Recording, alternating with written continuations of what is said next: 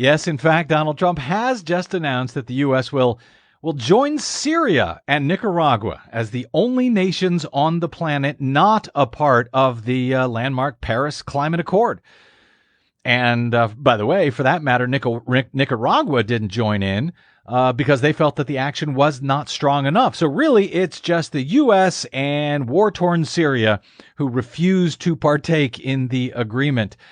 President Trump announced he will withdraw the U.S. from participation in the climate accord, weakening global efforts to combat climate change and siding with so-called conservatives who argued that the landmark 2015 agreement was harming the economy. We have, in the White House Rose Garden, this announcement today replete with a 4-piece military band in celebration this afternoon. Yes, it was a very festive atmosphere. It was indeed. Donald Trump, in his lengthy and at times rambling speech, punctuated with, well, let's be kind for now and say highly debated economic numbers.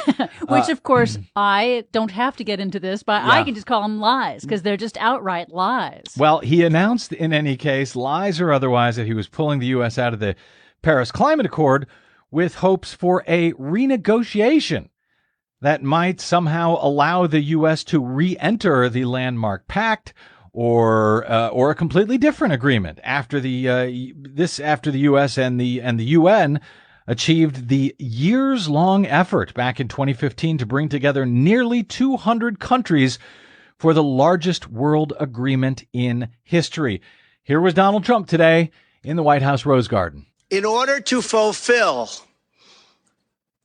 my solemn duty to protect America and its citizens, the United States will withdraw from the Paris Climate Accord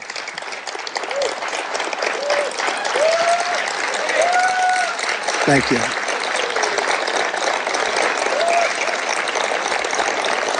Thank you. But begin negotiations to re-enter either the Paris Accord or in really entirely new transaction on terms that are fair to the United States, its businesses, its workers, its people, its taxpayers. So we're getting out, but we will start to negotiate, and we will see if we can make a deal that's fair. And if we can, that's great. And if we can't, that's fine. As president, I can put no other consideration before the well-being of American citizens. The Paris Climate Accord is simply the latest example of Washington entering into an agreement that disadvantages the United States to the exclusive benefit of other countries, leaving American workers, who I love, and taxpayers to absorb the cost in terms of lost jobs, lower wages, shuttered factories, and vastly diminished economic production. Thus, as of today, the United States will cease all implementation of the non-binding Paris Accord and the draconian financial and economic burdens the agreement imposes on our country. Compliance with the terms of the Paris Accord and the onerous energy restrictions that is placed on the United States could cost America as much as 2.7 million lost jobs by 2025, according to the National Economic Research Associates. This includes 440,000 fewer manufacturing jobs, not what we need. Believe me, this is not what we need. The cost to the economy at this time would be close to $3 trillion in lost GDP and 6.5 million industrial jobs, while households would have $7,000 less income, and in many cases, much worse than that. Not only does this deal subject our citizens to harsh economic restrictions, it fails to live up to our environmental ideals. As someone who cares deeply about the environment, which I do, I cannot in good conscience support a deal that punishes the United States, which is what it does. The world's leader in environmental protection, while imposing no meaningful obligations on the world's leading polluters. That would be us. Yes. Staying in the agreement could also pose serious obstacles for the United States as we begin the process of unlocking the restrictions on America's abundant energy reserves, which we have started very strongly. It would once have been unthinkable that an international agreement could prevent the United States from conducting its own domestic economic affairs. But this is the new reality we face if we do not leave the agreement, or if we do not negotiate a far better deal. Patently false. As president, I have one obligation, and that obligation is to the American people. The Paris Accord would undermine our economy, hamstring our workers, weaken our sovereignty, impose unacceptable legal risk, and put us at a permanent disadvantage to the other countries of the world. It is time to exit the Paris Accord. Also patently and untrue. Time to pursue a new deal that protects the environment, our companies, our citizens, and our country.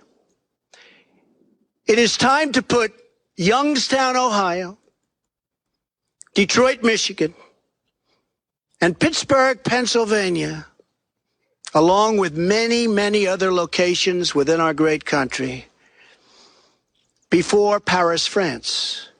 It is time to make America great again. Thank you.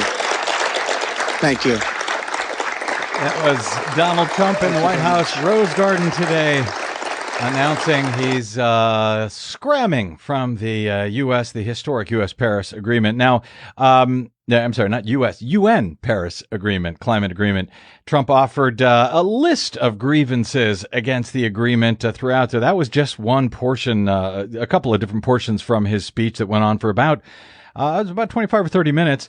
What he did not note is the process that will be required to actually withdraw from the Paris Pact. It's unclear if that means he hasn't decided yet how he's going to get out, or he didn't just, he just didn't want to let folks know that due to the structure of the Paris deal, it will take as long as 4 years, I think, to pull fully out. As little. I mean, they cannot be any faster than 4 years. They have to, everyone has to stay in for 3 years, and then they have to give 1 year notice that before they get out. They have to stay in for 3 years from the time it came into force, which was last December. So 3 years from there is the first time a country can announce its intention to withdraw. As the New York Times described it, if they are correct, Trump will stick to the process for withdrawal laid out in the Paris Agreement, which President Barack Obama joined and most of the world has already ratified. That could take 4 years to complete, meaning a final decision would be up to the American voters. Hello, knock, knock.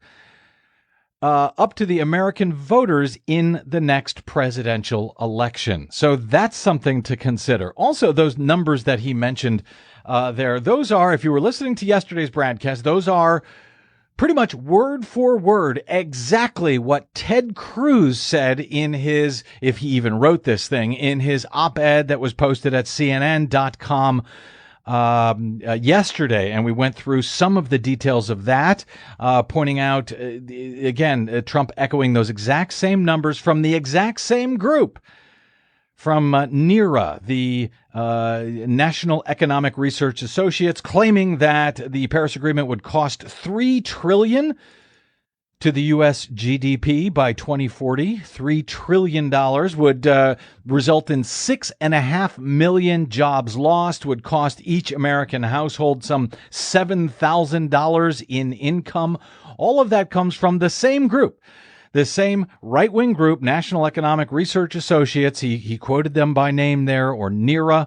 They are, as SourceWatch identified, a group that has worked on behalf of a coal industry front group in the past. And if you tie all the links together to this group, connect all the dots, you find yourself back at the guy who was the right-hand man for Rupert Murdoch, the CEO of Fox News and News Corp and so forth. So it's this right-wing group.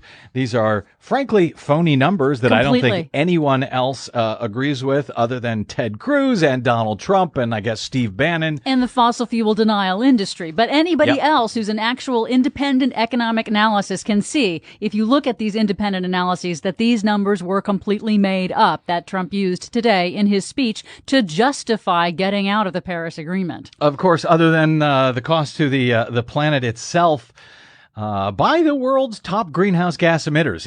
And I know you were chomping at the bit there during that audio when he was yes. talking about the top polluters. We're the top polluters. Well, yes, we're number 2 now as far as total global emissions on an annual basis. China has now surpassed us as the biggest emitter, but we are by far the biggest emitter historically. We are responsible for about a fifth of the warming and the fifth of the CO2 that has now been released into the atmosphere. The United States is by far the largest polluter. This was our responsibility to clean up our mess that we made. Other than that, the great concern among those people who actually know stuff and believe in science and stuff, the concern about the U.S. leaving is that it's going to encourage others to pull out as well.